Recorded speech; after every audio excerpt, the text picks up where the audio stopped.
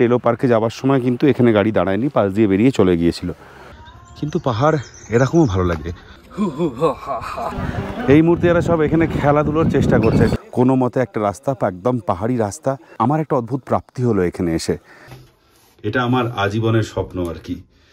ভেবেছিলাম আর একটু বেটার হবে। মেঘের সাথে লড়াই করে আমি আবার শুয়ে পড়েছি। এখন ঠক ঠক ঠক ঠক ঠক। লাঞ্চের সময় যেটা ঘটেছিল সেটা হচ্ছে যে সব থেকে বড় যে সমস্যাটা হলো এখানে, যেটা একটু আগে আমরা ফেস করলাম, সেটা হচ্ছে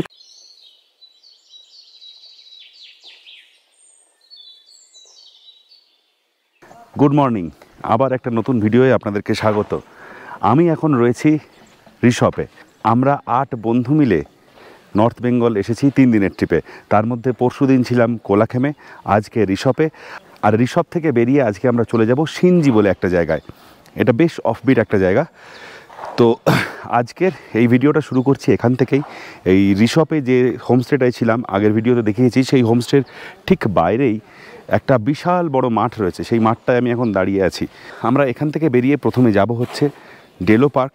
ডেলো পার্ক থেকে ওদিক থেকে ঘুরে আরও কিছু স্পট আছে, সেই জায়গাগুলো ঘুরে কালিম্পং বাজারের পাশ দিয়ে আমরা আজকে পৌঁছবো সিনজি। সবাই রেডি? এইসব ছেড়ে এবার আমরা সিনজির পথে আমরা এগিয়ে চলে ডেলো পার্ক হয়ে আমরা সিনজি প্যারাগ্লাইডিং করায় যাই না। যদি ওয়েদার ঠিকঠাক থাকে তাহলে, যদি মেঘ যদি সহায় থাকে, আমাদের না অন্যদের, তাহলে আমরা প্যারাগ্লাইডিং করব। আমাদের সহায় থাকলে হবে না, প্যারাগ্লাইডিং এ শুধু স্লাইডিং হবে।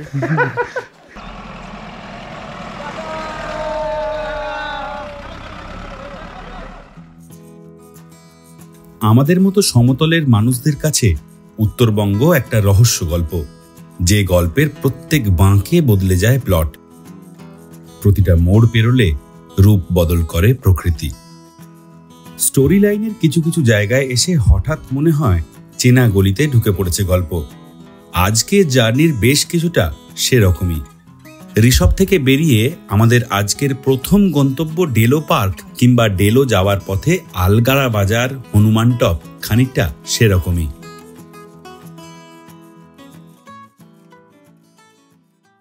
আমরা এই মাত্র আলগাড়া বাজার পেরিয়ে এসে দাঁড়ালাম একটা জায়গায়। আলগাড়া বাজারে আমি অ্যাকচুয়ালি খোঁজ করছিলাম যে দল্লে লঙ্কাটা পাওয়া যায় কিনা, তো কোথাও দেখছি দল্লে লঙ্কা নেই। তো যিনি ড্রাইভার দাদা, উনি বললেন এখন ওই লঙ্কাটার সিজন না। আমার একটু খারাপই লাগছে, কারণ এলে একটু দাল্লে না নিয়ে গেলে ভালো লাগে না। দাল্লে দিয়ে আর এখানের যে ছুরপিটা পাওয়া যায়, সেই ছুরপি দিয়ে একটা খুব সুন্দর চাটনি হয়, যেটা আমার ফ্যান্টাস্টিক লাগে আর কি। যাই হোক, দেখছি সামনে যদি আরও কোথাও পাওয়া যায়, কারণ এখন অ্যাভেলেবেল দাল্লে বলতে ওই আগের বছরের যেগুলো তেল দিয়ে প্রিজার্ভ করা থাকে সেইগুলো। ডেলো যাওয়ার আগে এখানে একটা জায়গা রয়েছে যেটাকে বলা হয় হনুমান টপ, আর তার সামনে হনুমান মন্দির। হনুমান টপটা হচ্ছে এখানে একটা হনুমানজির বিশাল মূর্তি রয়েছে, সেই জায়গাটাকে বলা হয় হনুমান টপ। আর সেখানে পৌঁছানোর জন্য বেশ কিছুটা পথ, চড়াই পথ, হেঁটে ওপরে উঠতে হয়। আমি যেখানটা দাঁড়িয়ে রয়েছি, মানে এই জাস্ট রাস্তা থেকে উঠে এসে সোজা এদিকে গেলে হনুমানজির মন্দির দেখা যাচ্ছে, আর আমার পেছনে এইদিকে যে রাস্তাটা চলে গেছে, এখানে গেলে হনুমানজির মন্দির। জেনারেলি এখানে খুব কম গাড়ি দাঁড়ায়। আগের বারে যখন এসেছিলাম ডেলো পার্কে যাওয়ার সময় কিন্তু এখানে গাড়ি দাঁড়ায়নি, পাশ দিয়ে বেরিয়ে চলে গিয়েছিল। যদি আপনি এই হনুমান টপ বা হনুমান মন্দিরে দাঁড়াতে চান, তাহলে ড্রাইভারকে রিকোয়েস্ট করতে পারেন, যদি আপনার সেদিনের যাত্রায় ডেলো পার্ক থাকে। এইখানে একটা হনুমান টপ ভিউ পয়েন্ট রয়েছে, সুন্দর বসার জায়গা। সেখান দিয়ে আবারও মেঘ ঢুকছে।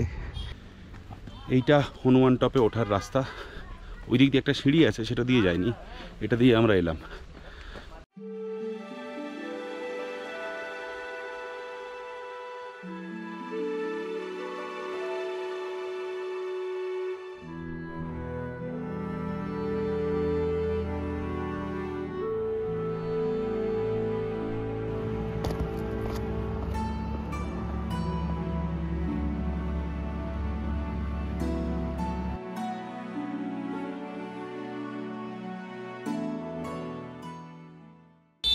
হনুমান টপ থেকে এই যে নামার রাস্তাটা, এখান থেকেই ডান দিকে চলে গেলে সোজা মন্দিরের দিকে যাওয়া যায়।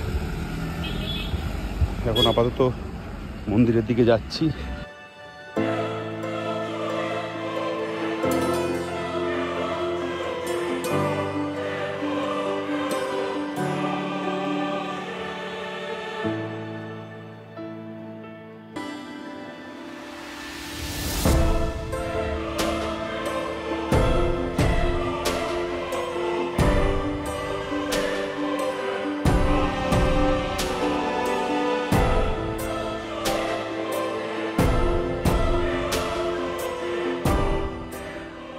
এখন আমরা এসে পৌঁছলাম ডেলো পার্কে। ভেতরে ঢুকে এসেছি, 20 টাকা করে এন্ট্রি ফি টিকিট রয়েছে। অ্যাকচুয়ালি ডেলো পার্কটায় এই সময়টা, বিশেষত আজকে রবিবার তো, তাতে ভিড়টা আরও বেশি। কিন্তু ভিড় বেশি হলেও ভেতরে ঢোকার পরে কিন্তু সেই ভিড়টা খুব একটা ফিল হচ্ছে না। হ্যাঁ, আওয়াজ রয়েছে, চারপাশে প্রচুর লোক রয়েছে, কিন্তু জায়গাটা যেহেতু খুব সুন্দর সাজানো, তো ফলে এখানে একটা অন্যরকম দারুণ ব্যাপার রয়েছে। এই মুহূর্তে এরা সব এখানে খেলাধুলোর চেষ্টা করছে। টুম্পা বুকাই প্রথম শট মিস করলো।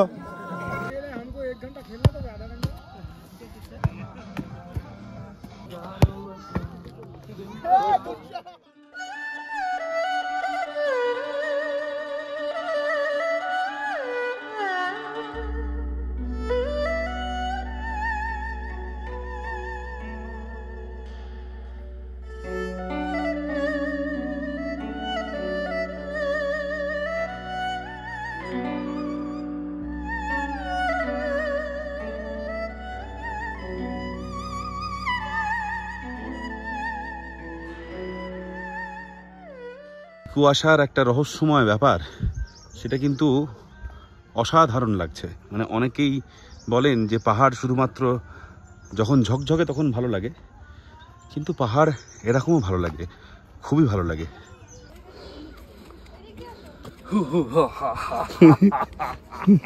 তোকে এরকমই লাগছে বোতলের দই। এই যেখানে আমরা খেলছিলাম সেখানে আর কোনো ভিজিবিলিটি নেই। আগে যেবার এসেছিলাম সেবার ডেলো ঘুরে কালিম্পং বাজার হয়ে ঢুকে পড়েছিলাম দার্জিলিংয়ে।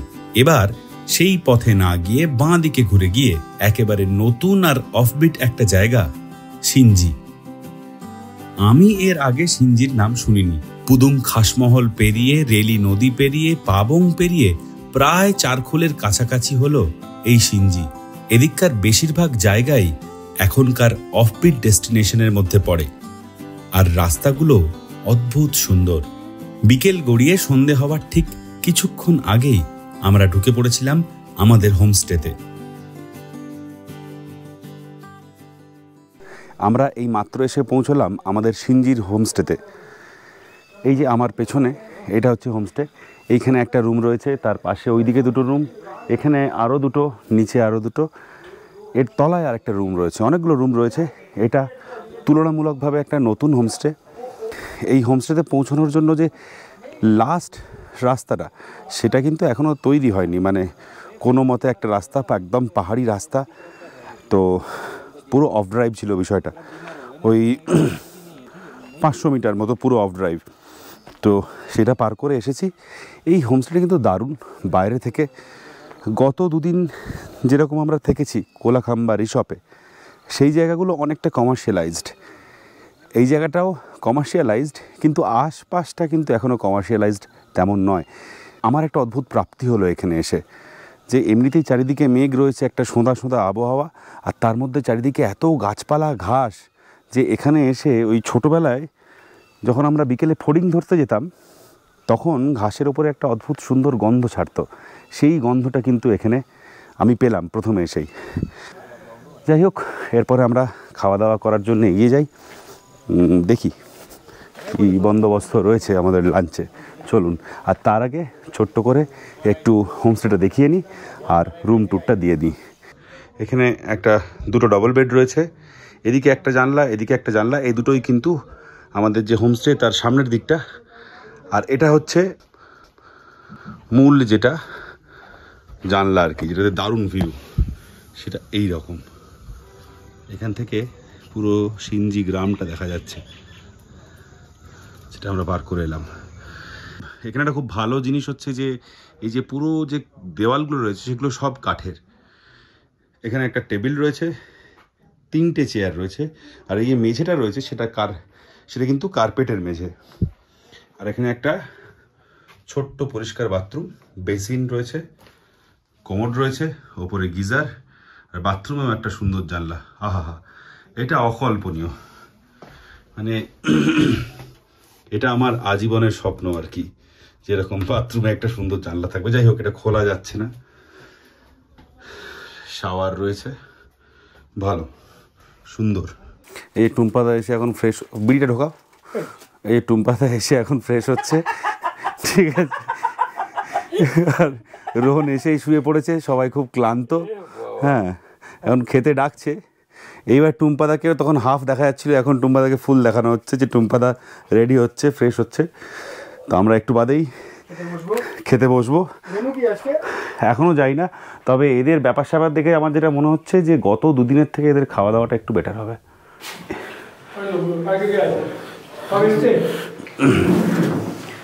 কি আছে মেনু কি? আচ্ছা, টুম্পাদা শুরু করে দিয়েছে। ভাত, ডাল, আলু ভাজা, বাঁধাকপির তরকারি আর ডিমের কারি, এই হচ্ছে লাঞ্চের মেনু। ভেবেছিলাম আর একটু বেটার হবে, যাই হোক, সেলফ সার্ভ। হ্যালো ফ্রেন্ডস, আমরা আজকে চলে এসেছি সিনজি হোটেলে। এখানে একটা সুন্দর হোমস্টে আমরা পেয়েছি। এখন রাত হয়ে গেছে বলে পুরো ভিউ দেখানো যাচ্ছে না, কাল সকালে নিশ্চয়ই দেখাবো। আপাতত এই রুমটার মধ্যে আমরা যে কজন বসে আছি তাদের সাথে ছোট্ট করে একটু কথাবার্তা হয়ে যাক। এখানে চলে এসছে আমাদের রোহান। বলো রোহান, কি বলবো আমি, যেটা তোমার মন চায়। কেমন লাগছে সিনজিতে? খুবই ভালো লাগছে সিনজিতে এসে। মানে এতদিন ধরে আমরা ঋষভে ছিলাম, তার আগে কোলাখামে ছিলাম। তো এখন এখানে এসে এই যে হোমস্টেটা আপনারা দেখতে পাচ্ছেন, এটা সব থেকে ভালো। এবং এই যে জানলাটা এখন বন্ধ আছে, হ্যাঁ, কিন্তু এটা একটু যদি এটা খুলে দেওয়া যায় দেখতে পাবেন এখান দিয়ে কিন্তু একদম মেঘেদের শাড়ি, একদম সে শক্তি চট্টোপাধ্যায়ের কবিতার মতো গাভীর মতো যাচ্ছে। সে কিন্তু দেখতে পাবেন এখানে মেঘ, ঘরের মধ্যে মেঘ ঢুকে আসছে। সব থেকে বড় কথা, আপনারা দেখতে পাচ্ছেন টুম্পাদা মেঘের ধাক্কায় আহত হয়ে শুয়ে রয়েছে। বয়স্ক মানুষ, আমি রেস্ট নিচ্ছি। মেঘের সাথে লড়াই করে আমি আবার শুয়ে পড়েছি। এবার আবার উঠবো, উঠে আবার মেঘকে আমি যাওয়ার ব্যবস্থা করে দিচ্ছি, রাস্তা করে দেবো জানলাটা খুলে। মেঘ বালক আমরা একটা বারবিকিউ আমরা করতে চলেছি, একটা বনফায়ার দিয়ে। খুব সুন্দর এই জায়গাটা আমাদের অর্গানাইজ করা হয়েছে। এই জায়গাটা আজকে আমার খুব সকাল সকাল ঘুম ভেঙে গেছে, মোটামুটি ওই 6টা। তারপর একে একে সবাই উঠেছে, ঘরে বসে এতক্ষণ আড্ডা হচ্ছিল। আর এখন 9:30 বাজছে, আমাদের এখানে খেতে দিয়ে দেওয়া হয়েছে। সিনজি থেকে নিউ জলপাইগুড়ি স্টেশনের দূরত্বও খুব বেশি নয়, ওই 70-75 কিলোমিটার মতো, সময় 3 ঘন্টা মতো লাগে। আমাদের ট্রেন 5:30টায়, কিন্তু আমরা আর আধ ঘন্টার মধ্যে বেরিয়ে যাব, কারণ গত কয়েকদিন ধরে রাস্তায় একটা জ্যামের ইস্যু চলছে। তো একটু আগে যদি পৌঁছে যাই তাতে কোনো অসুবিধা নেই, কিন্তু জ্যাম যদি ভয়ানক হয়ে যায় আর মানে ঘন্টা 4-5 লেগে যায়, তাহলে ট্রেনটা কিন্তু মিস হয়ে যাবে। যাই হোক, আমাদেরকে এই জায়গাটাতেই খাবার সার্ভ করে দিয়েছে। কি রয়েছে দেখি। গত রাতের মাংস একটু বেঁচে গেছিলো, সেটা আছে। দেখি দিয়েছে রে, বাহ সুন্দর। এখানে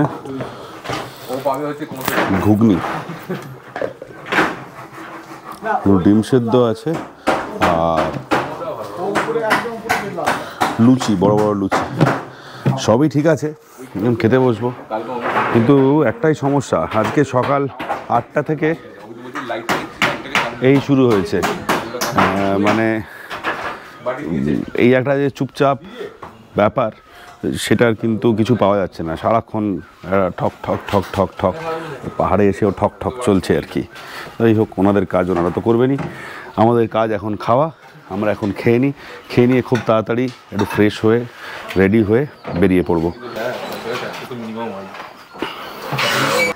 এখন বাজছে সকাল 10:30। আমরা মোটামুটি সবাই রেডি, খানিকক্ষণের মধ্যেই আমরা বেরিয়ে পড়ব। অদ্ভুত কিছু অভিজ্ঞতার সাক্ষী হলাম এই হোমস্টেতে এসে। এর আগে নর্থ বেঙ্গলের জেনারেলি এরকম ঘটেনি। প্রথম কথা যেটা বলবো, যে এই সিনজির এই রাই হোমস্টে, সিনজি রাই হোমস্টে। এই হোমস্টের লোকেশন কিন্তু অসাধারণ। একটা চারিদিকে সুন্দর গাছপালা, যেমন বলছিলাম সুন্দর গাছপালা, চারিদিকটা বেশ সাজানো, যে ঘরগুলো রয়েছে সেগুলোরও ভিউ দারুণ। কিন্তু এখানে একটা কিন্তু আছে যেটা খুব ইম্পর্ট্যান্ট, সেটা হচ্ছে সার্ভিস। এখানের সার্ভিস কিন্তু খুবই খারাপ। মানে আমরা যে রুমটাতে আছি সেখান থেকে ডাইনিংয়ের স্পেসটা অনেক দূর, তারও পেছনে কিচেন। এনাদের সাথে কথাবার্তা বলতে চাইলে মানে সেটা বারবার ডেকেও পাওয়া যায় না, এটাও মেনে নেওয়া যায়। কিন্তু যদি জলের প্রয়োজন হয়, জল চাওয়া হয়, তখন কেমন একটু যেন মুখ হয়ে যায়। কালকে যখন আমরা প্রথমে এসে এখানে লাঞ্চ করছিলাম, লাঞ্চের সময় যেটা ঘটেছিল সেটা হচ্ছে যে ওনারা ভাত, ডাল, ডিমের কারি আর সবজি দিয়েছিলেন। ফার্স্ট পয়েন্ট যেটা বলবো যে সার্ভিসিংয়ের যে খারাপ দিক, সেটা হচ্ছে যে যথেষ্ট পরিমাণ খাবার দিচ্ছেন না, এনারা প্রোভাইড করছেন না। আমি জানি না কেন সেটা, কিন্তু কালকে যখন প্রথমে এসে আমরা লাঞ্চ করছি, সেই লাঞ্চের সময় যে সবজিটা দিয়েছেন সেটা আমাদের এই যে 30 থেকে 35 এজ গ্রুপের 8 জনের জন্য সেটা একেবারেই সাফিসিয়েন্ট নয়। শেষের দিকে যারা আমরা খেতে বসেছি তাদের জন্য প্রায় কিছুই ছিল না। ফাইন। এখানে যেটা সকালবেলা যেটা ঘটনা ঘটলো, জেনারেলি অন্যান্য হোমস্টেগুলোতে যেটা হয় যে সকাল সকাল উঠলে চা ওনারাই অফার করেন বেশিরভাগ হোমস্টেতে, কিংবা আমরা সামনাসামনি গিয়ে বললে দিয়ে দেন। তো এখানে যখন আমরা সকালবেলায় চা দিতে বলি তখন ওনারা বলেন যে দেরি হবে। তো যাই হোক, সেই দেরি করে মিনিট 15-20 আধ ঘন্টা পরে চা আসে, খাই। তারপরে যখন ব্রেকফাস্ট খেতে যাই, ব্রেকফাস্ট অলরেডি দেখালাম যে লুচি, তার সাথে অল্প সবজি ছিল, আর কালকের গত রাতের মাংস আমাদের থেকে গেছিলো, গত রাতের মাংস থেকে গেছিলো।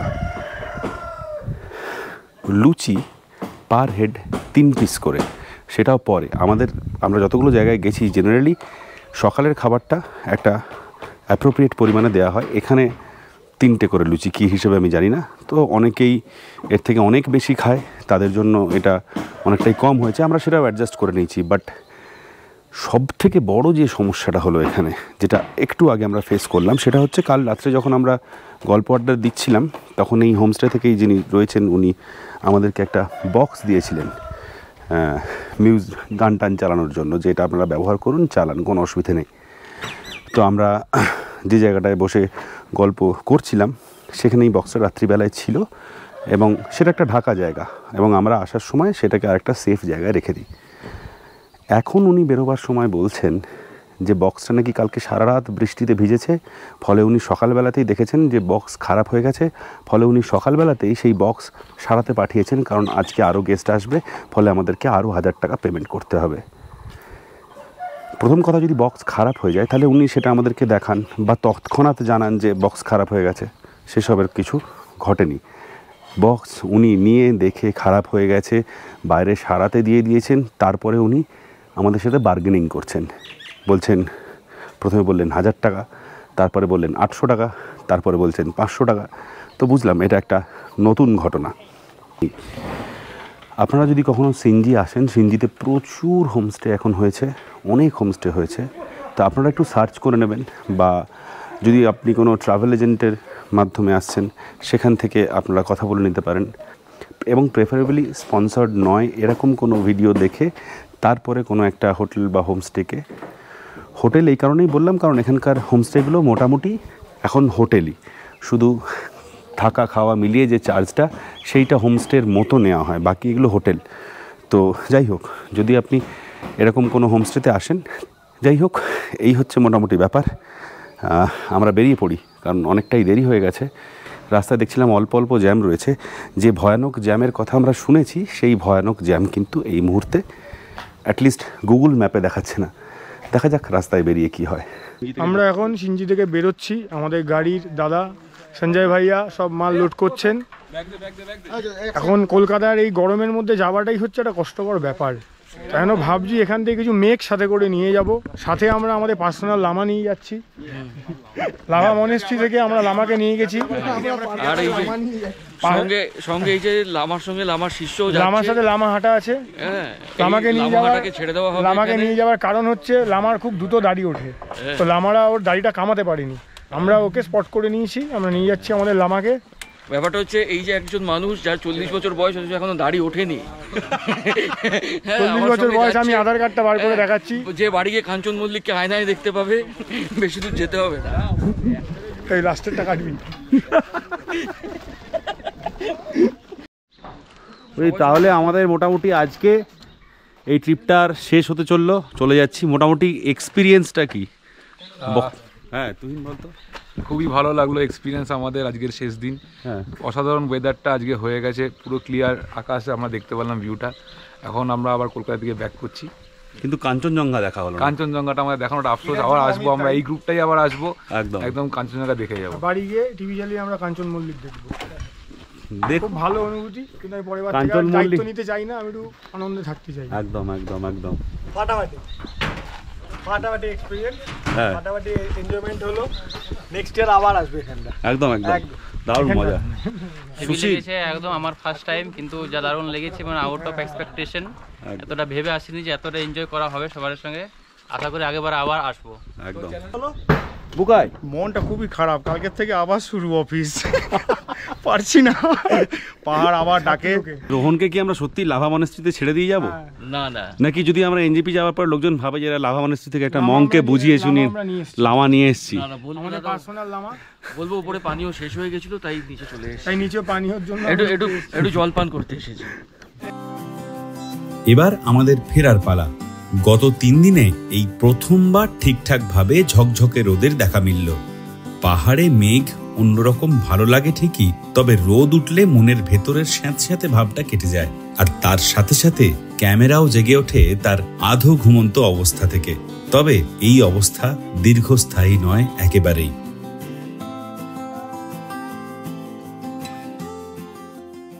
আমরা এখন এসে পৌঁছে গেছি পানবুদারা ভিউ পয়েন্টে। এবারে ঘটনাচক্রে যেটা হচ্ছে যে এই জায়গায় একটা টিকিট আছে, এই টিকিট কাউন্টার থেকে টিকিট কেটে ভেতরে গেলে সেখান থেকে একটা দারুণ ভিউ দেখা যায়। ইভেন তার উল্টো দিকটাতেও একটা খুব ভালো ভিউ রয়েছে, কিন্তু আজকে এখানে যা কুয়াশা রয়েছে কোথা থেকেও কিছু দেখা যাচ্ছে না। মানে গাড়ি যখন আসছিল ওই 10-15 মিটারের পরে কিন্তু আর ভিজিবিলিটি নেই। তাতেও যেটা দেখা গেল যে পানবুদারা ভিউ পয়েন্টের ঠিক ঢোকার আগে ডান দিকে একটা মহাদেবের মূর্তি রয়েছে, সম্ভবত সেটা একটা মন্দির হবে। এই যে এইখানে মহাদেবের মন্দির রয়েছে, মন্দির না মূর্তি। হচ্ছে পানবুদারার নন্দেশ্বরী মন্দির। আর এই নন্দেশ্বরী মন্দির থেকে আর একটু নেমে গেলে এই দিকটাই হচ্ছে পানবুদারা ভিউ পয়েন্ট। 10-20 মিটার দূরে আমাদের গাড়িটা দাঁড়িয়ে আছে। এই জায়গাটা করে কোথাও একটা কিচ্ছু দেখা যাচ্ছে না। আর এই জায়গাটা পানবু ভিউ পয়েন্ট, এখানটাতে কিচ্ছু নেই, জাস্ট কোনো ভিজিবিলিটি নেই। এটা অদ্ভুত এক্সপিরিয়েন্স আর কি এটা। আর এই মুহূর্তে মেঘে চুলটুল সব ভিজে যাচ্ছে, এইরকম মেঘ আর কি। যাই হোক, এখানে আর বেশি সময় কাটিয়ে কোনো লাভ নেই, আমরা এখান থেকে বেরিয়ে পড়ব। হ্যাঁ, এরপরে সম্ভবত আর এত উঁচু কোনো টপ নেই, এটাই লাস্ট টপ। চলো যাওয়া যাক। এই ছিল আমাদের 3 দিনের পাহাড় ঘুরে বেড়ানোর শেষ দিনের গল্প। আপাতত নিউ জলপাইগুড়ি হয়ে কলকাতা। আবার যখন কদিন পরে শরীরে আর মনে এই পাহাড়ি পেইনকিলারের ডোজ কমে আসবে, ফিরে আসব।